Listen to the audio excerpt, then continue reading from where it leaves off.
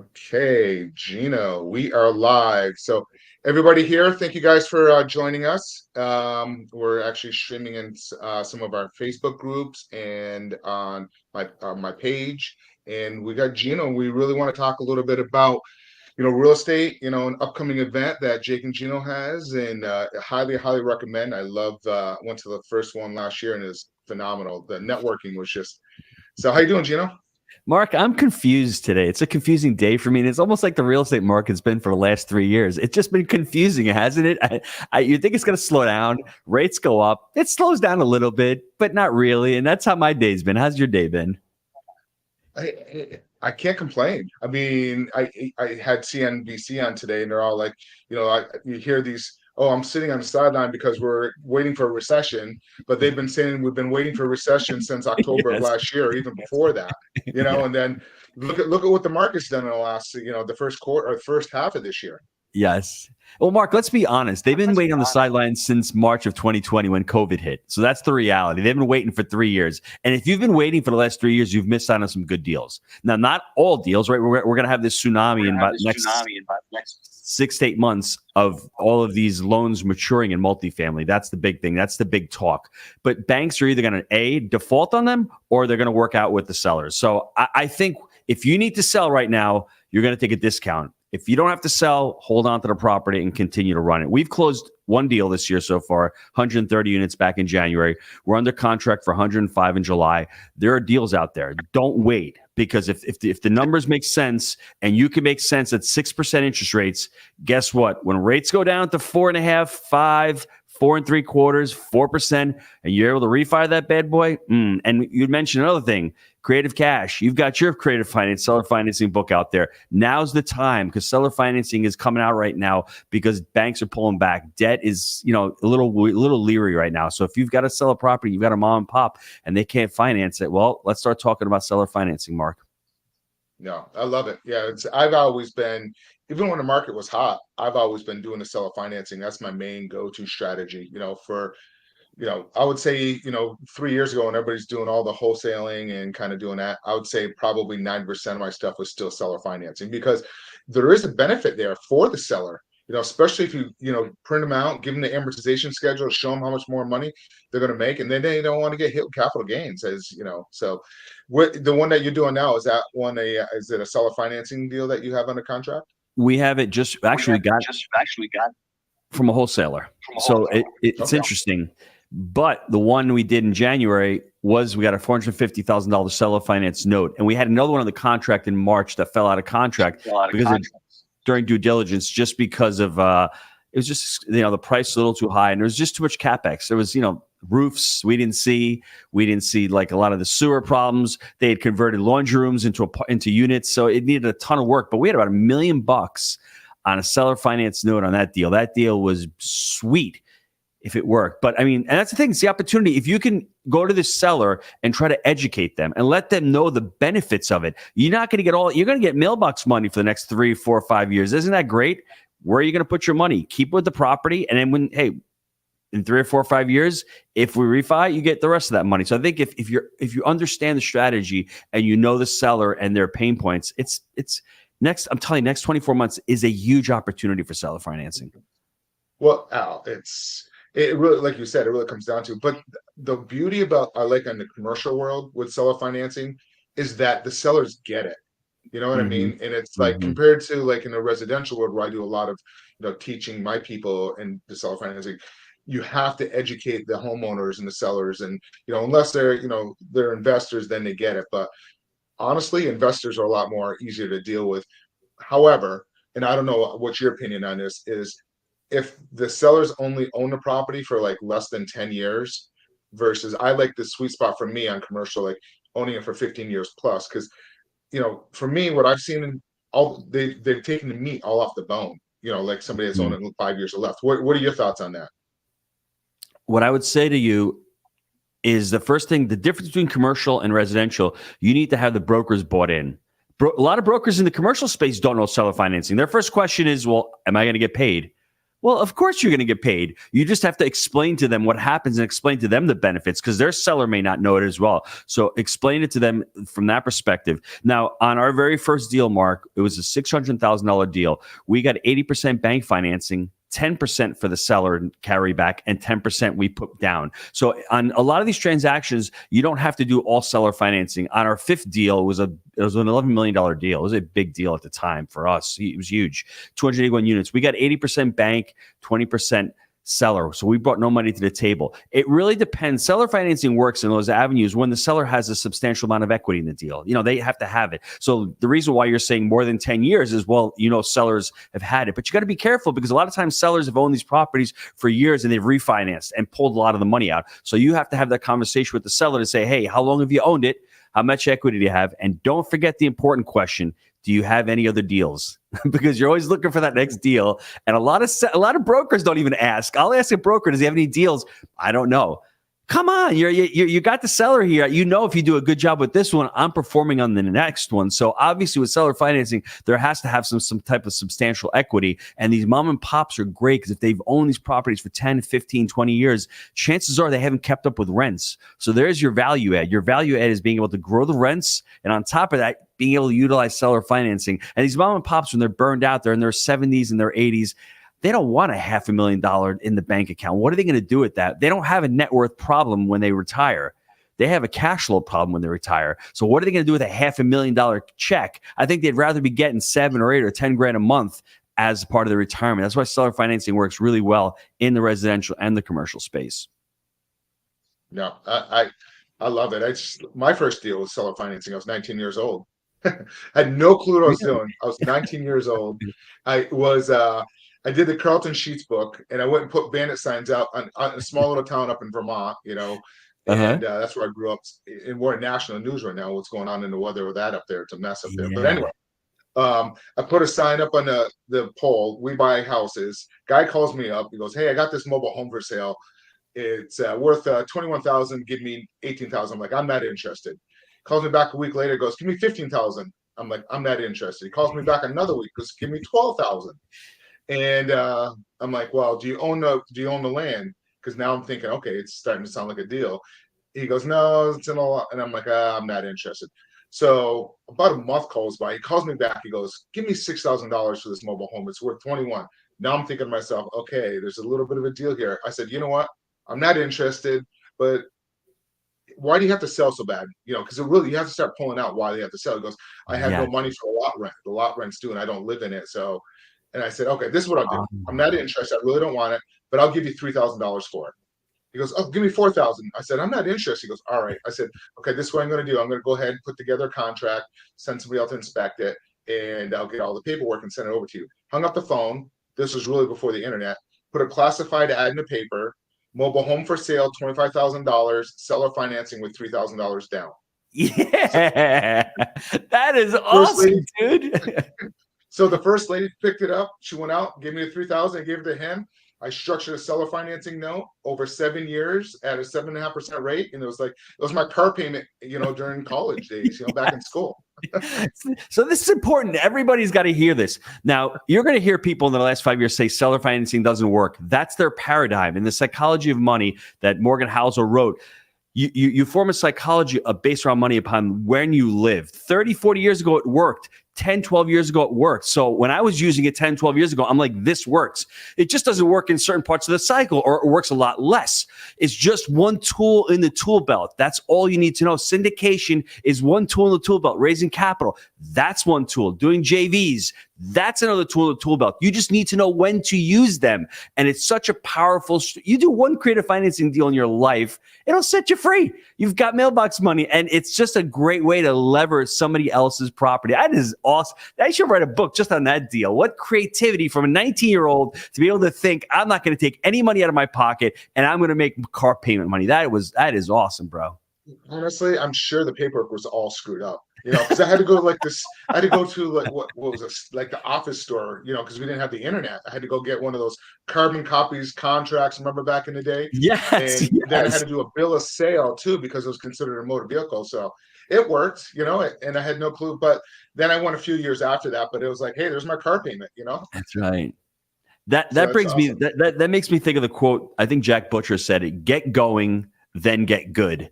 You just got going. You figured it out. You did your first deal. It wasn't pretty. It was probably wrong. What's the worst thing that can happen? The worst thing that can happen is you lose $3,000 or you lose the contract. If you really stop and think about it. But if you waited and then said, I gotta wait to get a contract, I gotta wait to talk to a lawyer, you're never gonna take action. You're never gonna get good. You just got going at such a young age and you finally got good at what you did. It didn't take you that long, but that's the point. Don't sit on the sidelines. Now is the opportunity. The next 12 to 24 months, we're going to see a reset. Asset prices are going to go down. Where I think cap rates are going to decompress a little bit, especially in certain markets. Get ready now. Start talking to the market rows. Start talking to the brokers who are in the market doing deals because the brokers are calling us back. I don't know about you, but I'm getting brokers emailing me deals now and calling me back. That hadn't happened for the last 24 months. It's happening again. So now is the time to start getting ready, start building those relationships. It's actually I'm starting to get a little overwhelming. Every time I turn around, I look at my email box, there's deals sitting in there. It's like, so I have to tell me the backstory on this. What's going on with the seller? I need to know more than getting into it. So I can kind of weed out and kind of filter out the deals immediately. Yes. So, and you're probably seeing the same deals, and I don't know about you, but I'm starting to see the same deals go through wholesalers. Like it's going to a wholesaler, and I get the same deal from my email box from 5 different wholesalers. I don't know if you're seeing that as well. So, Mark, let's go back, down history. Like I said, let's take a walk down history lane. Back in 2008, when all this stuff happened with the Great Recession, we get into the money crunch. Banks start failing. All of a sudden, we go into recession.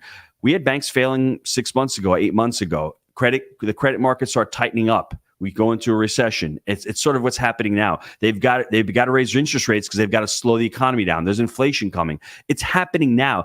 The only difference now, I think, as opposed to that, we have a lot more money sitting around the economy right now. There's a lot more we've printed 5 trillion, 6 trillion. That money's still sitting around. It hasn't hit the system. That's the only difference. So that's why it's going to happen. Once that money expires, people are going to be they're not going to be complaining about returning to the office. They're going to be hopeful that they have an office to return to. Right now, they're still grumbling about that because there's still a lot of money out there. But when that resets, so it will reset. So when we saw in 08, 09, 2010, things slowing down, and then you had deals popping up, that's what's happening right now. And not as much as back then because you still got capital. But as you can see, you're probably seeing the same thing. There aren't as many people bidding on these deals as there were a year ago or 18 months ago, because I think a lot of that money's on the sidelines. A lot of these investors who have been syndicating deals, they haven't been returning capital to their investors, so they can't go out and look at another deal unless they get the deal they have now to perform. So that's happening right now. So that's good for those of us who have money on the sidelines. And by the way, cash is not trash. Cash is great, especially for what's going to happen the next 12 to 24 months. So I think that's important. But there's a lot of hope for those of us. But the reality is back in 08, 09, 2010, a lot of people exited because they were fearful of the recession. I'm here to tell you, you can exit now and be fearful and do the same thing that happened in the last market cycle. Just be patient. Let these asset prices and make sure that you look at all your deals. Pencils up. Pencils aren't down now. Pencils got to be up underwriting deals now. Now, let me ask you a question. You're saying that some of these investors are not seeing the returns on they entered in some of these projects a little while. Why don't you talk a little bit about that? So some of these people listening may not know what that is. And then I want to ask you a second question after that, especially what you see what's happening with the Florida market with the insurance costs. It's going to be having some issues there. So how are you guys looking at that? Yep. So let's go back to 3 years. In March of 2020, COVID starts. Everyone thinks that the economy is going to go into a tailspin. The Fed did a great job of actually stopping another financial crisis of 08. They pumped so much money into the system that we didn't have a crash. But the problem was it created inflation, and people who were buying deals understood that, you're talking about average rents in Knoxville are up 20% in year over year for the last 3 years. Even if you bought a deal that didn't pencil out, 3 years later, your NOI is up 30 or 40%, not because of anything you did, but because of what the market did. We got euphoric over the last 12 months in commercial real estate. What people were doing, they were buying stabilized deals that were actually, they didn't even work, but they were buying them on bridge debt because the prices were so high. And bridge debt is 2 year. It's unsecured debt where your underwriting is at 3.5% interest rates, and in 2 years, hopefully rates are low and you can refinance out. Well, a lot of those investors right now are getting stuck because their NOI hasn't gone up as much, but more importantly, their interest rates now are at 8.5%, 9%. Who when you're underwriting at 3 and you're trying to exit 2 years later at maybe 4 or 5, but now it's 8.5, 9, you're screwed. What are you going to do? You're going to have to give the keys back. Either that or you have to go back to the bank and say, can you extend it a little bit longer? But I don't think that's going to happen. That's where the opportunity we're going to see in commercial real estate right now, in multifamily and a lot of these other assets, where people were just trying to get deals and they were just really speculative. They weren't being stuck to their buy right criteria. And when you take that short-term unsecured debt, I mean, we've done short-term debt, but it's 5 years. We'll go to a bank, a community bank or a credit union, do a loan to cost deal. We're able to get money on, as far as repairs in our loan, but it's a 5-year term. So we've got 5 years to work that deal out. It's not 24 months where it's like, holy crap, after 24 months, we've got to get, refi. And it would have been great, but rates just shot up so quickly. And I think a lot of these people, these operators didn't expect that. So that's the opportunity right now in multifamily. Yeah, it's so we're starting to see some of that. Didn't we see one up in Jacksonville? One of the big guys, what was that, like 3,000 doors or something like that? That in Jacksonville, but the one in Texas as well, in Houston, they're just bad operators. They just underwrote really poorly, and they were looking into all the fees that they could generate. They were buying these crappy properties and they're underwriting at 3% and then their exit at 4%. But like I said, when the Fed raised rates so quickly, it shocked the system, it shocked the market, and they can't get out. They will not be able to refi. So the only thing you can do is sell, or you have a capital call, the dreaded capital call, where you go back to your investors and say, please, this property sucks. Can you give me another $50,000? I mean, how many investors want to do that? I mean, you're pretty much stuck between a rock and a hard place. You either have to buy them out, or you've got to sell, or what we do is just do that LP, limited partner write down. You've got to write down their equity and say, hey, you had 100,000. Guess what? Now you've got 60,000. That's another pain point. That's something else we're going to see in this market. So do you think there's going to be lawsuits coming when that happens? I think there are. I think what's going to happen, Mark, is a lot of these syndicators who took acquisition fees and all of these different fees, and then they didn't perform, and then they lost. I think there's going to be a lot of limited partners who are going to be upset. And it's just like every other market cycle. The same thing happened back in 2008. A lot of investors lost money and were using money to fund other deals and using money to fund their lifestyle. And they lost money for their investors. And I think investors are going to be pissed. I think there's going to be a lot of lawsuits. Yeah, I'm sure. Yeah, and I guess there's probably some attorneys just sitting on the sideline just waiting. They're going to be going after these guys and like, hey, you get, think about it. Some of these operators got how many, doors and how many, and you think they're all going to go down at once, or do you think there's going to be each by each? Do you think? What are your thoughts on that? I think it's a good question. I think you're talking about the insurance in Florida. I think it's going to be really market specific. I think some markets are going to do better than others.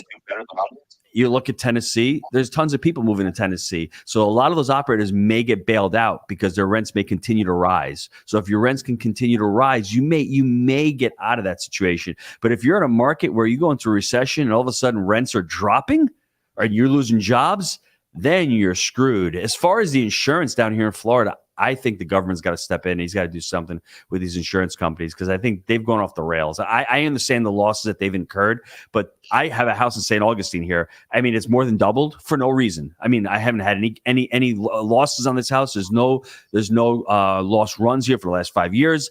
Roofs are new. I mean, it's just, and they just come in and they're so subjective, and a lot of them have left the market. We need to get new insurers in the market. Be wary in multifamily of certain areas. If you're in coastal areas, if you're in Mississippi, if you're in South Texas, if you're in the Florida Panhandle, your insurance is going to be very expensive. We're seeing like $1,000 plus per unit in Houston, Texas, because of all the flooding and all that. So if you bought a deal a year and a half ago, 2 years ago, and you're up for renewal, that's going to hurt your bottom line. That's going to hurt the valuation of your property because your expenses went up by that much, which means your NOI dropped. So be careful. So when you're underwriting deals and you're looking at deals now going forward, be sure to call an insurance broker, get a quote on what it's going to be day close, and put that in your underwriting. Make sure that goes into the underwriting because that's really, really important. Because if you're underwriting for insurance 6 months ago or a year ago, you're going to be light on that expense. You're going to be overpaying for that property. Yeah, I see a lot of that. Just the same thing. It's like, now when you underwrite, well, first of all, let me go back and ask you a question. What's your class category like that you guys, what do you guys look for? Do you guys go into Section 8s at all? Do you look at that? We have, Okay. you know what our three-step framework is: buy right, manage right, and finance right. So on the buy right, when we're looking at assets, we always teach the students, when you're buying a deal for Mark is not the same thing as a deal for Gino. Talking about experience, talking about liquidity, even the market. The first thing you need to do is select the market. And if you're starting out, you're new, pick one market. If it can be your backyard, great. If it's not, make sure you can get to that market. Then after that, for us, we're looking at deals. I give you our buy right criteria. We're looking at assets, newer assets now in this part of the market cycle. We're looking for assets in the 3 hours of Knoxville. So for us, we've expanded outward, but select the market. Say, hey, Knoxville, that's the city.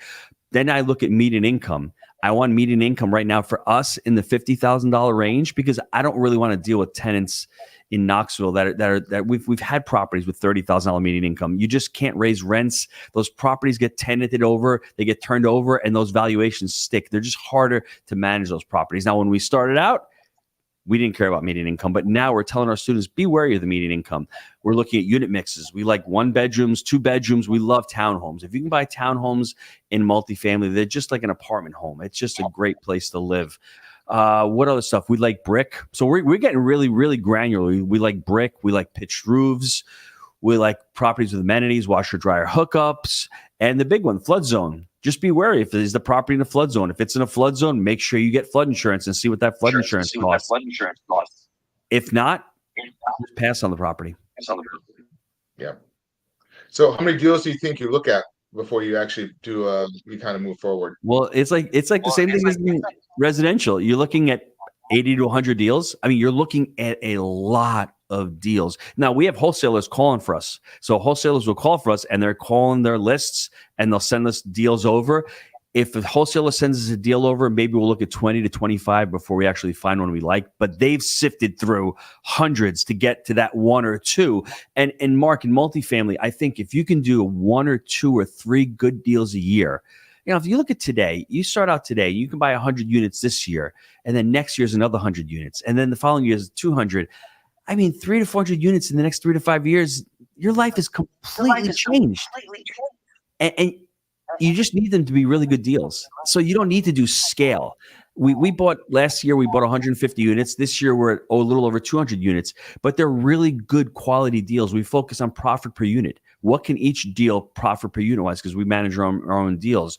So for us, the rule of 80 always counts, especially in residential. Looking at 80 deals, putting offers on 10, getting 3 accepted, then ultimately trying to get 1 over the finish line. That's what the general rule of thumb is. Interesting. No, I like that. So why don't you talk a little bit about what's coming up with you guys in what is it, September, correct? No, it's October. I got it right behind me. And we got Multifamily Mastery 6. And you had said you'd been there last year, and I remember a lot of the students coming, and it's an amazing event for us because it is multifamily. But as you see in the screen, we've got David Green from Bigger Pockets coming out. He's a residential guy. We've got Brad Lee, who's going to be talking about branding. We've got Chris Voss, who's going to be talking about negotiations. I mean, he's the negotiation guru. I've had him on our podcast a couple of times, and he is freaking phenomenal. And then behind me, I've got, I don't know if you can see him, I've got Chad Wright behind me. He's a Navy SEAL. So we've got a bunch of really awesome speakers, and it's not just about multifamily. And for me, the best part about it is the networking. It's going out there. People have capital, and then you have people who have deals, and that's where you meet. That's where you make these relationships. And Mark, you've been in the business how long? You've been 30 years, 40 years. You know that real estate, bar none, is the relationship. I never understood why, when I owned the restaurant years ago, I would always see real estate guys, mortgage brokers come into the restaurant, and they coming out 2 or 3 times a week. I'm like, why are these guys always eating out? It's because of the relationships. It's because you want to meet face to face. Coming to these events, getting in rooms with 1,000 people, it will be life-changing for you because you're going to meet new people, you're going to hear new stuff, and it's just like, wow, what you don't know. But when you come to these events, it's like, all you need to do is learn one thing at this event that can change your life. How many, what was the total count this past year? Last year we had 1,200 tickets sold. I think we're gonna hit 1,200 again. I think we're at like almost 400 tickets so far, and we're 3.5 months out. So now is go time. So this is when most of the tickets get sold. So I'm looking forward to it. Yeah, I wasn't even planning on going that year. I had to go up to Ormond Beach, meet some people. Somebody was flying in from Israel, Tel Aviv, going and goes, "Hey, I'm going to go to this Jake and June's event. Why don't you swing by and check it out?" So I'm like, "All right, I know this guy." So swung by and I was just blown away, like the quality and the networking. I mean, you had some high caliber people there just showing up as well for the networking, you know? Yeah, and the vendors, we have a lot of great sponsors. I mean, we had a lot of cost segregation guys. We have insurance people. We have software people, mortgage brokers. It's if you want to go out there, and these are the people that we work with. If you want to go out and meet these vendors, that's the other component to it. But it's people who are serious. I mean, people who want to get into real estate. And it's in the Gaylord Palms in Orlando. It's just an amazing event. You can fly into Orlando. It's so easy to get there. We call it the financial vacation for smart people. Go there, bring your family, spend 2 days at the event, then spend the rest of the week in Disney. And we do it every year because of that reason. Because it's like one of those things. Just go away and spend a couple of days at the parks. You'll have an amazing time. I'm actually going to take the Bright Line that just opened up from South Florida to Orlando. So I'm looking Dude, forward to that. how long? What is that? 3 hours? What? How long does it take? It goes up to 135 miles an hour in some spots. So I'm looking forward to Wow, it. dude, So that it starts in Miami, and it works its way to Fort Lauderdale. I'm in Boca, so it stops in Boca, and then West Palm, and then I don't know if it's going to do any, but I think it's going to go right straight to the airport in Orlando, and oh, eventually that's where it's now, and then eventually it's going to go to Tampa, but I think they're going to do a connection between there's a train that goes up towards your direction now. I don't remember which one that one is. But wow. they're going to somehow connect because I know Amtrak goes up through there too, and I think it stops in. I don't know if it stops in your area, but down near Daytona Beach. It must stop up near you guys.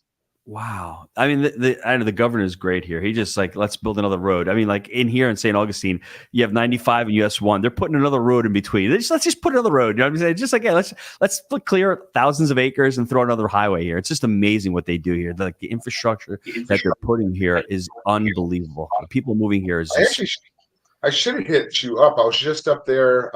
What's that resort in Palm Coast? My buddy just joined that club up there. oh, hammock.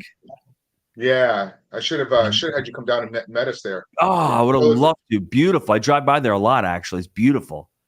Yeah, so he lives down in Ormond. That's why I go to Ormond quite a bit. And he just joined that club and goes, "Oh, come on up." So we went up there and checked it out. So I guess they're getting ready to knock down that whole front area, and they're going to build up, where the one restaurant is. They're going to knock that down Yes. and put a whole no thing in the spa over there and everything. So yeah, so you're not far. You're about what, 20 minutes from there? I am 20. So next time you're in Ormond Beach, hit me up. We'll go halfway. We'll meet halfway because I'm literally 45 minutes from Ormond Beach. All right. Well, we'll go to this club. I would love that. That'd be awesome. That'd be awesome. That'd be great. Yeah, yeah. So he belongs. I guess they have. We went to like three different places. They have different. You have the golf. You have the tennis. I mean, it's pretty cool in the marina area. It's cool. That whole Palm Coast area is going to blow up because you have St. Augustine, then you have Daytona, Ormond. That is the next. And Palm Coast is right near the ocean. It's beautiful. I think That it and already. Flagler I Beach. think. Yeah, I think it already is kind of blowing up. It is. But I mean, like, compare, it's still relatively, there's still a lot to be able to build there. But I think that's going to be the next, after St. Augustine, that's the bleed down. That's the next path of progress. Yeah, I hear you. I even think I agree 100%. I'm kind of on the fence with Daytona. I think Daytona reminds me of Fort Lauderdale 20 years ago. Because remember, Daytona was a spring break. I mean, I'm sorry, Yes. Fort Lauderdale. And it's really, I don't know if you've been to Fort Lauderdale recently, but it's exploded with all the high-rise, condos and apartment buildings down there. It's just every time I go down there, there's another one going up even higher than the last one. Mm-hmm. Daytona is weird because you're only about an hour from Orlando, so it's pretty close to the Orlando, and you're probably an hour and a half from Jacksonville. So it's a tweener. It depends. There's a lot of new assets, a lot of new multifamily being built there, a lot of new like strip malls outside, a lot of those outdoor malls being built up. The Buc-ee's went there, so I think it depends. I'm not. Depends on jobs if jobs are going there, but like I said, it's a little too far from Orlando. So Yeah, and they're moving west a little bit of 95 too in that market over in that area. So yes, yeah, yes, yeah. yeah. So they're doing really well. So so tell us the dates of what are the dates of the show again in Orlando? October 14th and 15th Got it. in Okay. Gaylord. And Gaylord. yep, yep. Gaylord. So below, and when I did this, I should have put the link to your website, but you guys can just Google Jake and Gino. But it has all the information below. You guys are seeing wherever the StreamYard is being live post right now. And then if anybody's listening to it. So yeah. So anything else that you kind of want to talk about, since we're on here, or any And more, so I want to let me share a book that I'm reading right now, and it's I think it's an important book because of what's going on with the economy right now. It's called The Psychology of Money. I don't know if you've read the book before, and it's written by Morgan Housel, and I love the book because I think everyone needs to look at the relationship they have with money, and I think people sometimes look at money as this scarce object. I can't get into real estate because I don't have money. Well, Mark just proved you, he's 19 years old. He doesn't have any money, but he got into real estate. And we always use money as an excuse. Money is the result. You get really good at something, more of it shows up. And I've had a lot of negative feelings towards money because that's the way I grew up. And we always have to go back into our past and how our family dynamic was. My mom, my father, they're both Italian immigrants. They're hard workers. They saved money, save. So when it came for me to make money and I've got extra money in the savings account in the bank, it's really hard for me to spend that money and enjoy that money. Well, why am I making all this money if I can't enjoy it? That was the big takeaway from this book. It's like you're making it, understand the relationship with money, understand why you're making it. For me, ultimately, money is something where you get back the autonomy of your life. Happiness is, I think, a person's autonomy. Being able to get on a call with Mark today at 3:00. I have freedom. I have freedom of my time. I think that's what money allows all of us to do. And I think for me, especially looking at it, all I want to do is accumulate. But what are you doing with that accumulation? Ultimately, you want to go for financial freedom. But for me, the book, reading it, goes, best thing that you can do about money is the happiness. And from happiness, all you're doing is trying to get your autonomy back, trying to get your freedom back, your time back. And that's what money allows you to do. Enjoy it, but also be able to, from my perspective, save that money. And don't save that money just for an event. Save it to buy these assets. These assets will ultimately pay for these events. That was the big aha moment for me. And understand what your psychology of money is. Understand what your relationship is, because we're all different. I mean, if you tell somebody in their 50s right now that you can do owner financing, go out and buy trailer parks, they've never done it, they're a W-2 employee, they think you're crazy. But if you tell a 19-year-old who's never done it before, he doesn't have any psychology. He doesn't have that paradigm. He'll take that risk. So challenge yourself. Challenge those limiting beliefs that you have around money, around entrepreneurship, because I'm sure you have a lot of stuff that happened in the past that created those limiting beliefs. For myself, from Mark, it took me years to get into real estate because I was the pizza guy. All I knew was the restaurant. That's all I knew for years and years and years. And I just needed to have enough pain to say, I want to get into this real estate thing, make a few mistakes, and then ultimately get in. But by the way, I just love that book. So go out and check it out. I'm definitely going to, thanks for checking that, recommending it. I haven't read that one. I definitely will. But, it is all about, for me, and everybody goes back to, when you nailed that when we were younger, we never had conversations about money growing up. I mean, my parents never even talked to me about, balancing a checkbook, and I didn't even learn it in the school system. We're learning all this other stuff in the system, but we're not learning, economics or financial. So I didn't know any of that stuff. But the book, Rich Dad Poor Dad, he hit it on nail on the head too, talking about that. Like, when the people that have that conversation around the dinner table, they're a lot more informed about how money works, and they put the money versus, like, if you're not talking about it, it's like, I don't know, for some reason it always seemed like when we were growing up, money was like, oh my God, we don't want to talk about money. You know what I mean? Weird. Yes. And what's weird about it is it's not, I don't think it's a race. I think it's socioeconomic. I think it comes down to your family. If your family's wealthy, you have a much higher percentage of being wealthy because they're the ones who are talking about money. They're the ones who are talking about what to do. If you're blue collar or you're like me, I was in the restaurant business. What do your parents and family talk about? They talk about work. They talk about getting it at the end of the week. What was left at the end of the week? Whereas somebody who has legacy and generational wealth is talking about, well, how much equity do we add in this property? How much equity do we pull out? How much cash flow are we making? The words are different. I mean, and that's the problem with me growing up. So that when I was confronted with all this and I started partnering with Jake and we're buying deals, it's a different conversation. And the last thing I'll say, Mark, is it's interesting because when me and you went to school, they didn't talk about money either. So everyone's like, oh, they don't talk about it nowadays. Well, when I was in school, No one talked about it 30 and 40 years ago. So I don't think they've ever talked about money in school because there's no reason for them to talk about money because they don't want you to be good with money. They want to enslave you and keep you down. That's the reality. The reality is this, all the information's out there. Go out there and learn about money because it really comes down to if you can control your time and your money, you will ultimately be much happier. More money is not going to make you happier. I don't think that's the point I'm trying to make. I think more time and more freedom and more choices are going to make you happier. And that's the only thing that money will give you is that stuff, not the money itself in the bank. But once you accumulate that, you'll be able to direct your decisions the way you want to. 100%. Like you said it earlier, we're sitting on at 3:00. We can jump on Zoom and we can sit here and talk about this. It's just like, it is. You do create happiness. I love where I'm at in my life right now. I can't argue about it. I'm enjoying every moment as I can because you never know. Life is short. You're still a little bit younger, but when you start getting a little bit older, you start to see things a little differently. Like, so why Yes, wait? Take advantage of it and enjoy life now. I agree. So, all right. Well, Gino, I really appreciate it. Why don't you just recap one more time the date? And, I'm definitely looking forward to hanging out and seeing you there. I can't wait to see you there too. It's October 14th and 15th at the Gaylord Palms. It will be the financial vacation for smart people, as we like to say. And listen, if you're getting into multifamily, if you're thinking about it, if you're a wholesaler, single family, small business owner, the event's for you because it will be life-changing. It's not just about doing multifamily deals. It's about meeting people who are in the business and meeting people who are working on their personal development. That's why we want you to be at this event. Perfect. All right, guys. Well, thank you so much for listening, and we will see you all in Orlando. Talk to you guys later. Thanks, Mark. Bye-bye. Bye.